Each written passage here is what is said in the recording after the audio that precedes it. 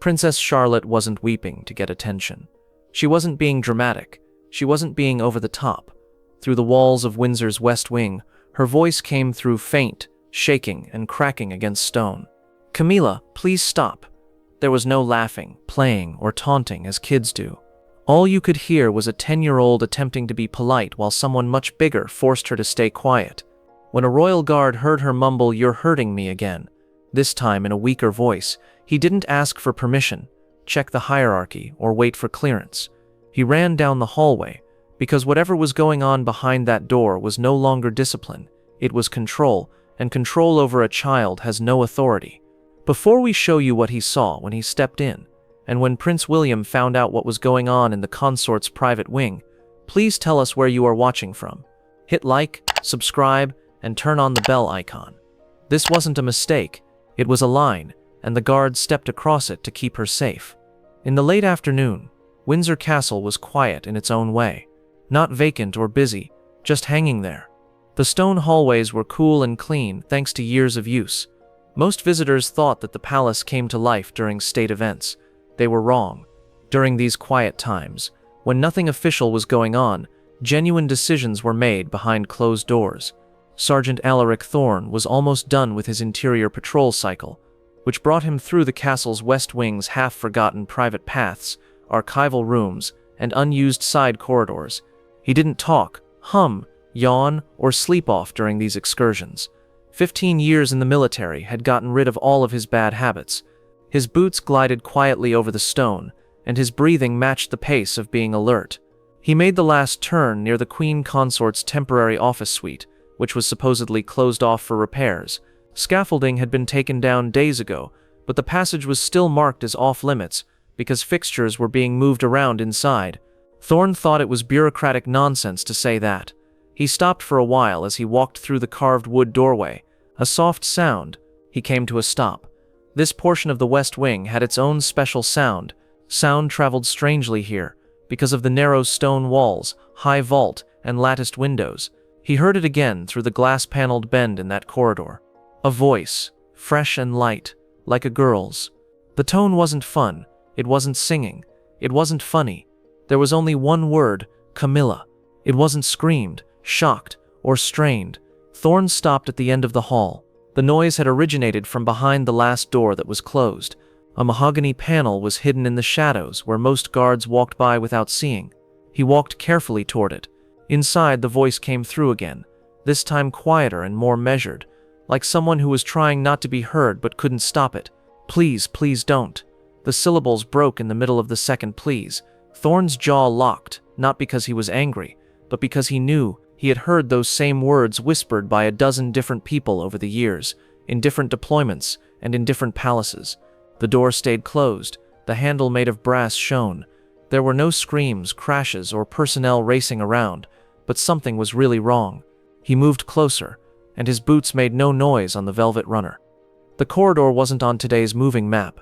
Morning update verified that the princess was supposed to be with a private instructor in the East Wing, but her voice was still there. He didn't go for his gun. He didn't yell, but he softly lowered his hand to the side clasp of his radio. Just a little bit, just enough to tell himself it was there. The air in the hallway changed, as if the castle itself were holding still. The door led to Princess Charlotte, who had just begged someone to halt in a calm, peaceful, and even sorry way. Sergeant Alaric Thorne didn't move right away. Not all instincts lead to action. Sometimes it's holding back, becoming more aware, and focusing on one sound, one hallway, or one breath that doesn't belong. He hesitated, not because he didn't believe what he heard, but because every rule he had ever learned said that he should be clear before he fought. Kids could cry. The hallways echoed. Lessons that were private took place behind closed doors. Discipline was allowed, even though it wasn't always fun, as long as it was done under close supervision. But this wasn't organized. It didn't sound like it was being watched. It seemed like someone was attempting to hide in their own voice. He stepped forward slowly, then stepped forward again. As he got close to the side passage that led to the closed corridor, his boots barely touched the carpet runner. Just before the room, a junior palace aide came through a narrow service entrance, shoulders tight and moves a little quick. The woman didn't look him in the eye. She shivered as she pulled her sleeve up. Thorne knew right away. It looked like she had just left something she didn't want to talk about. "Is everything okay?" he inquired in a calm voice. The aide paused, as if to say something, then closed her lips again. "Yes, Sergeant," she said too fast. "Just personal plans." Without saying anything else, she walked past him and down the gallery. Thorne turned back to the hallway. The door stayed closed. The curtains were pulled so tightly behind the frosted glass of the side panel that you couldn't see what was on the other side. No one was talking or walking, and the calm seemed too heavy in the room. Then it came back, this time softer but still clear. "Camilla, please stop." The voice was different. It wasn't begging anymore. It was protective, like a kid trying to keep control while someone else wouldn't let go. Thorne's heart raced, but he didn't change his position.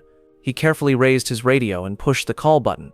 "Confirm Princess Charlotte's current location," he remarked quietly.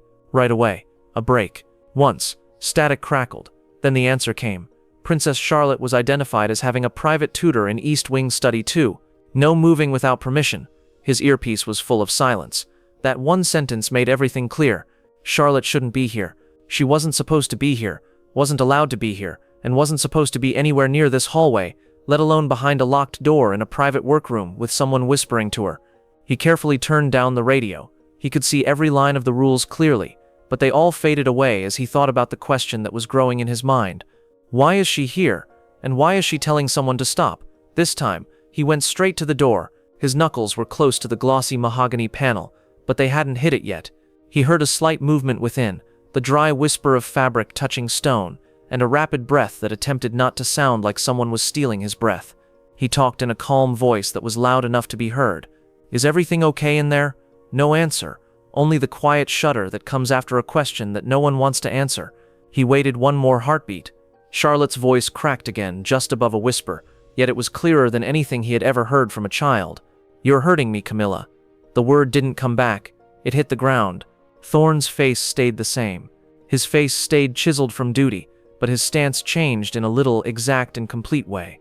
It was a shift, not of aggression, but of devotion. He lightly pushed his palm against the door and felt the faint sensation of movement inside. Not a mess, not a game, simply two stiff limbs holding tension. He stood up straight. "Open the door," he yelled, still in control. "Sergeant Thorne is here." A break. Then the Queen Consort's voice came through the panel. It was calm, but there was a hint of annoyance in it. "This is a private matter. You don't need to be here, Sergeant." Another child's breath shook in the space. Thorne didn't answer right away. He took a step back and raised 2 fingers, which was a quiet indication. Another pair of guards moved to different places down the wing behind him. Not an alarm, not a show, but closer and ready.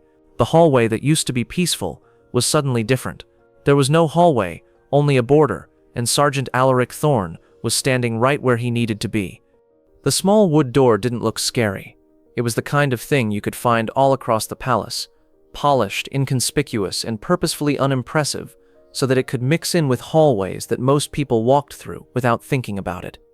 But when Sergeant Alaric Thorne stood in front of it, the world on either side felt very different. He put his hand on the handle, which was chilly and locked. There was no frenzied scrambling, no shouted voices, and no smashing furniture. Just the tense silence of people attempting to stay still, and the faint, uneven breathing of someone trying to get through it silently. He leaned in a little and listened carefully, not with suspicion, but with full attention. A soft rustling of fabric, a short, forced breath, and then Charlotte's voice again, weak but valiant in its endeavor to be calm. "You're hurting my arm." The words weren't very dramatic. They weren't yelled at. That was what bothered him the most. They were uttered with the careful politeness of a youngster who still thought that following rules may make things hurt less. He gripped the handle harder. "Open the door," he urged again, remaining calm and steady.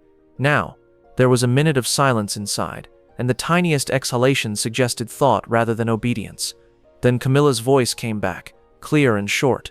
"Sergeant, this is not your business. Please go back to your post." No apology, no recognition of Charlotte's tone, no explanation, just a quick dismissal. Thorne stayed still. Instead, he stared at the door with sharp eyes and perfect stance, as if he were studying an enemy line rather than a palace panel. "I have confirmed Princess Charlotte's location," he remarked calmly. "She is not supposed to be here. Be quiet." A tiny scrape on the inside. Movement was limited again, and a sleeve brushed against a stone. A hushed breath fought to stay hidden. He could hear Charlotte now, not talking, but breathing through her pain and trying not to cry or become angry.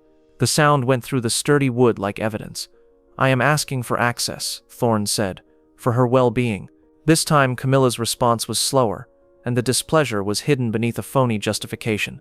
"This is a corrective conversation, and you will not interfere. You are going too far." "Right." The word was chosen with care. So did his answer. "Open the door." There was a pause between them, long enough for footsteps to discreetly come up behind him. 2 junior guards moved to the side and did what they were told without inquiry. He didn't turn to look at them. He didn't have to. He never took his eyes off the door. There was another sound from inside. There was no voice or cry, just the faint, piercing sound of someone shifting weight while attempting not to move their hurt limb. Charlotte's breath caught again. "Please," she said in a whisper that was nearly too quiet to hear. Thorn's jaw was set. He knocked once, hard but not aggressively. It was clear. "Open it." "I won't," Camilla said sharply, her calmness breaking just a little. "You're making a scene." There was no scene, just a hallway that echoed and a youngster who sounded like she didn't know if sobbing would make things worse. Thorn stayed still for a while longer. After that, he let go of the handle and turned a little bit toward the junior guards. One hand went up, and the other went down in a clean way. "Get ready." Not aggression or force to take over, but force to get in and stay safe. He turned back to the door and put his hand on it again, not as a soldier or a subordinate, but as the last line of defense between procedure and safety. There was a hierarchy behind that timber. Duty stood behind him. He didn't yell or raise his voice, but the following words echoed down the hall with a lot of weight. He said, "I will open this door if the princess can't." And this time, there was no answer. There was only Charlotte's breath on the other side, shallow, held, and waiting. The hallway seemed to breathe around them. Silence, stone, and velvet. Sergeant Alaric Thorn stayed where he was, his palm against the wood as if he could stop whatever was occurring on the other side, just by putting pressure on it. He didn't force the door yet, not because he was unsure, but because every second was one last chance for reason to win. 2 junior guards waited behind him, ready and silent. They didn't say anything. They didn't have to. They weren't trying to scare anyone. It was a witness. Thorn said again, his voice calm but clearly authoritative. "Ma'am," he said through the panel, "I am telling you to open the door. This is a matter of safety." A lengthy exhalation came from inside, the kind that comes before anger, not agreement. Camilla said, "You won't frame this as concern. This child is being punished for bad behavior." A shift in the fabric, and a soft, painful breath. Then Charlotte's voice, which was so soft that he almost missed it. "I'm sorry. I'll do better." Those words cut right through the hallway. Sorry for the hurt she didn't cause. Thorn felt the icy residue of its meaning settle beneath his ribs. He looked at one of the junior guards without turning all the way around, and they exchanged a quick nod. The signal spread out.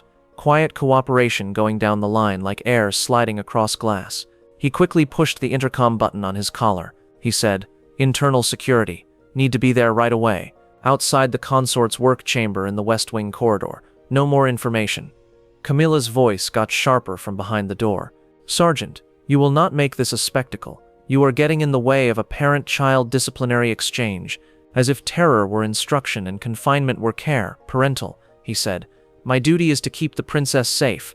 There was a pause long enough for a choice to be made, and then more clearly, "She is not being hurt." Charlotte's response came instead, not strong, but clear. "My arm," he could hear it shake. That was the end of diplomacy. Thorn took a lengthy, deep breath to anchor himself not in thought, but in determination. He took a step back, squared his shoulders, and nodded once to the guards behind him. The order was clear. One of them moved forward and stood gently at the doorframe, putting his palm on the mahogany as well. Not angry, not scared, simply a smell that leads to anything. "Did he, This door is being opened," Thorn said. "You can do it yourself." Camilla's answer was short and cutting through the panel. "You dare to go against royal orders?" He didn't say anything about that. He replied to Charlotte's silence. He said, "Go ahead." The lock broke with controlled pressure, not slammed, but drawn loose with force. A clear click resonated through the hallway, like something that had been stuck for a long time suddenly letting go. The door opened, and the tension left.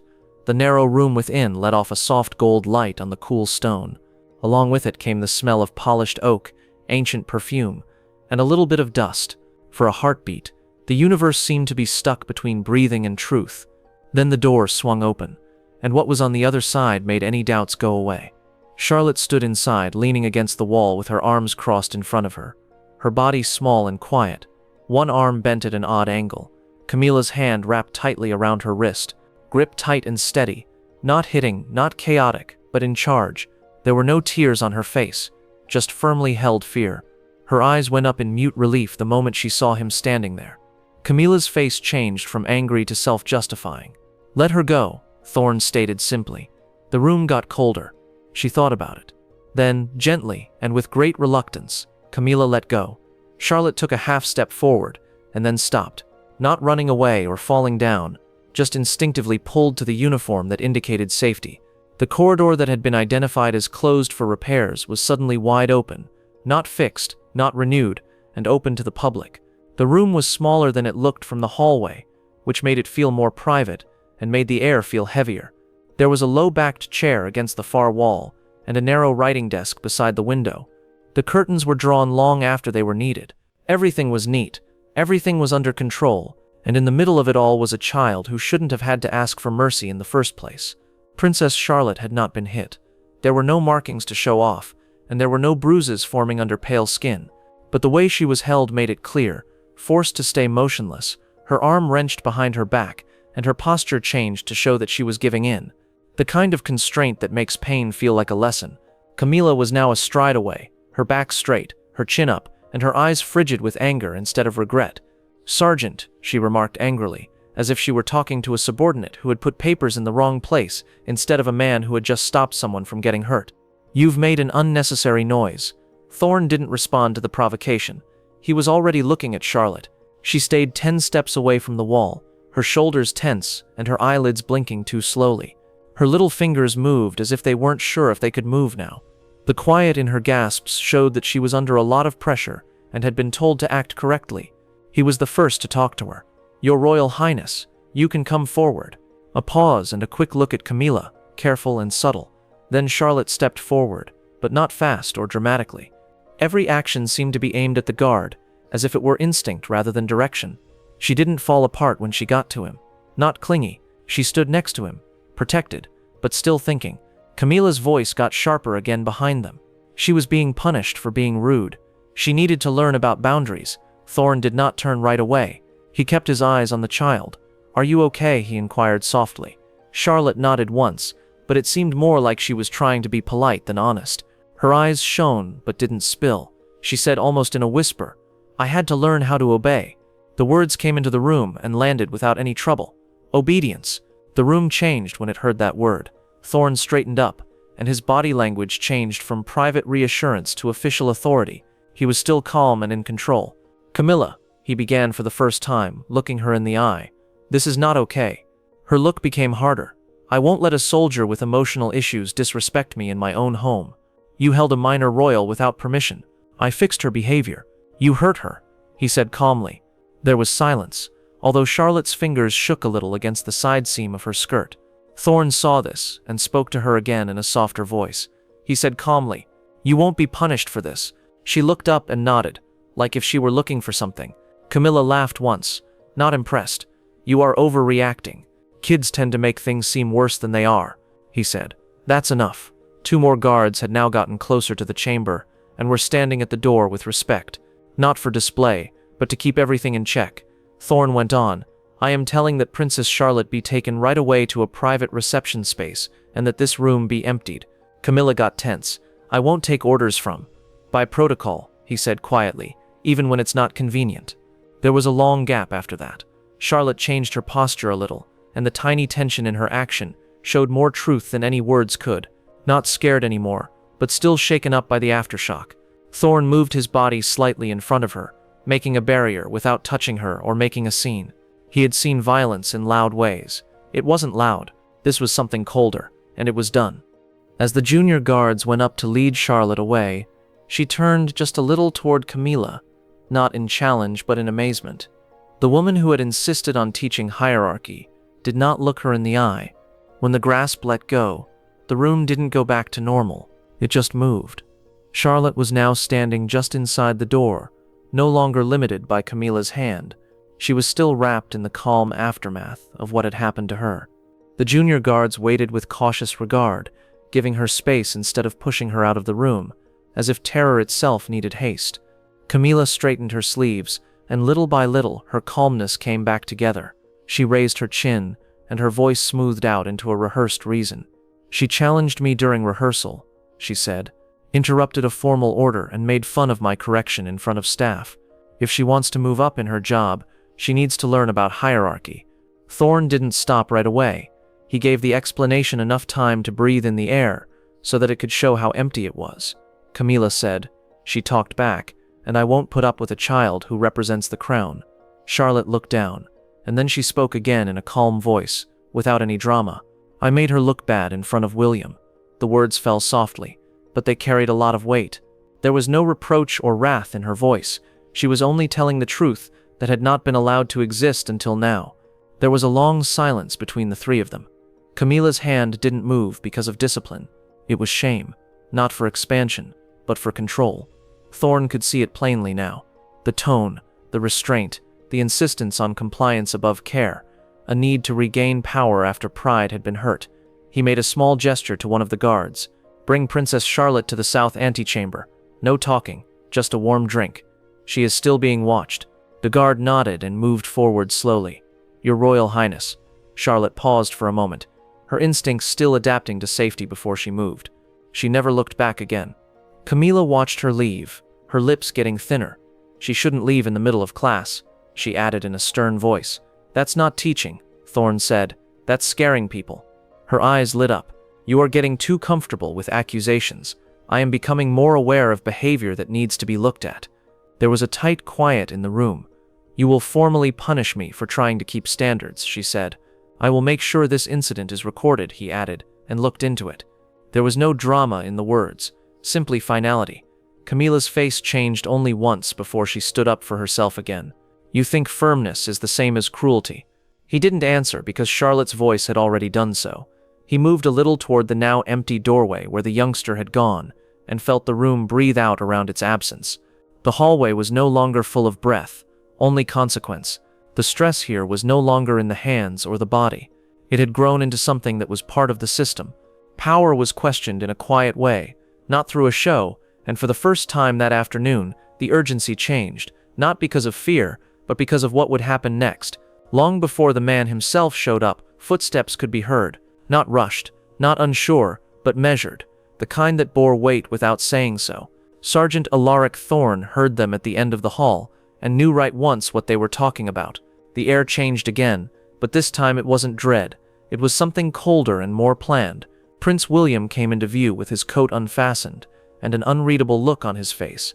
There were no aides or murmuring groups around him. He was the only person in the room where something had already broken. In one calm sweep he took in the room, the open door, the guards who had moved, and the line of tension that still hung in the dim light like dust. After that, he saw Charlotte. She stood just outside the door, covered in a shawl that one of the staff had brought her. She didn't run to him. She didn't cry. She just looked up. "Papa," she said. It wasn't like a play. It wasn't too noisy. It was all of it. He walked right up to her, and lowered himself just enough to be at her height. He put his hands on her shoulders as if to prove that she was real. "And here, are you okay?" he inquired, keeping his voice cool and steady. She nodded. But the way she stood showed that she was unsure. A small shake in one arm. She still wasn't completely at ease. "I tried not to cry," she murmured, sounding almost sorry. "I tried to pay attention." The hush that followed was thicker than any allegation. William's jaw got tight. It was hard to tell. Someone else might have overlooked it. He stood up straight and looked at Camilla, who had once again taken on the role of authority. She started immediately. "There was a misunderstanding. I was helping her change her behavior, but now she's hard to deal with." William didn't answer right away. He looked back at Charlotte, then at the arm she was holding tight to her body. "Does it hurt?" he asked. She thought about it for a second, then nodded. He murmured softly, "That's enough. To no one and to everyone." He looked at Thorn. "What happened?" The query didn't cost anything. It wasn't aggressive. It was naked and forensic. Thorn answered just the way he had been taught to. Princess Charlotte was in an area that was not allowed. Physical restraint was used without supervision. Access was denied when requested. Intervention was needed. Each word was carefully chosen. True, William took it all in without blinking. Camilla tried to cut in. "This is being blown out of proportion." "I did it because I had to." William raised one hand. She stopped talking in the middle of a sentence. She was shocked by the refusal. He took a small step forward, keeping his eyes on the prize and not raising his voice. He responded, "You put your hands on my daughter, not as an accusation, but as a statement. You made her afraid of your correction." Camilla's lips opened. "She went against me." "She is 10, William said. The line fell like a rock. He looked back at Thorne after a beat. "Start the support protocol for the princess. Take her to her rooms in private. She won't be back to this wing today." "Yes, sir," Thorne said, already using quiet signals to work together. William looked back at Charlotte. "You're safe now. That's all that matters," she said softly. "I didn't mean to make her mad." "You didn't," he said. The guards gently led her away. Stepped slowly, carefully, and protectively. Charlotte looked back once, but not at Camilla. She looked at Thorne, a small nod, an unspoken agreement that needed no words. William saw Camilla again when she went through the archway. He said, "You will stay here. You can't go to private events with Charlotte right now, because we need to look into it. You won't be able to go to any events with her until further notice." Camilla's eyes got bigger. "You can't really." "I can," he said in a calm voice, "and I am. No drama, no show, simply a choice being made." William nodded once to Thorne, a faint sign that he understood, and then turned back to the hallway, as if to seal the moment in silence. The storm was over. The echo was all that was left. Charlotte's footsteps drifted away, gentle and accompanied, until it felt like the castle itself was attempting to forget about her. The younger guards went back to their posts, not talking or looking shaken. They just knew what had happened here would never be forgotten, even if it was never uttered. Camilla stayed in the doorway of the room, and the weak light behind her made her shape stand out. The creases in her face had come back together into calmness, but it was the type that came from being stiff instead than dignified. She didn't say anything, not to apologize or to defend herself. She stood as someone who had made a mistake about power. Prince William had already turned away. He had made his choice, and he didn't need to be there to enforce it. The air he left behind didn't get much softer. It just settled down, colder, clearer, and more determined. Sergeant Alaric Thorne went back into the hallway. The door behind him swung open, but he didn't close it on purpose, not a symbolic gesture or an attempt to get back privacy. What happened in that environment was no longer a private thing. It didn't deserve the peace of closed stillness. He went back to his place, with his hands behind his back, chin level, and eyes fixed on the stretch of stone. He had walked down the same hallway 1,000 times, but today it felt different, as if the walls had recorded everything and were holding their breath in memory. Staff members walked by at a distance, acolytes, aides, and assistants, all of whom were not really interested and were very careful. Nobody inquired what occurred. No one would, since people like this never talk about what they know. It is taken. Camilla ultimately went back inside the chamber, and the door closed quietly behind her. But it didn't have the same power it used to have. It didn't protect her. It made her feel alone. The West Wing's usual rhythm returned outside.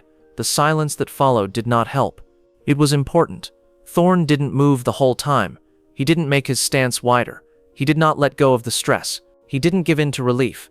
He stood up because someone had to stay still after every storm in a castle to remember where the real line was drawn.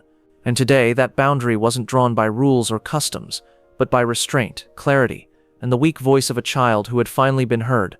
The evening descended over Windsor with a calmness that comes only after something has happened that can't be changed. There were no announcements or unexpected moves after that. The palace didn't spread out into a show.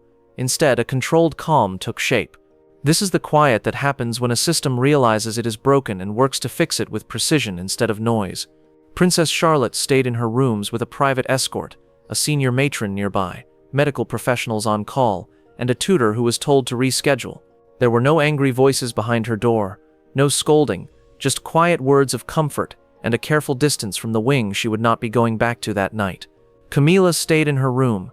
Without any fuss, her mobility log was changed, invites were looked over, and schedules were changed. It happened the way true repercussions do in closed institutions, silently, forcefully, and without anyone needing to see it happen.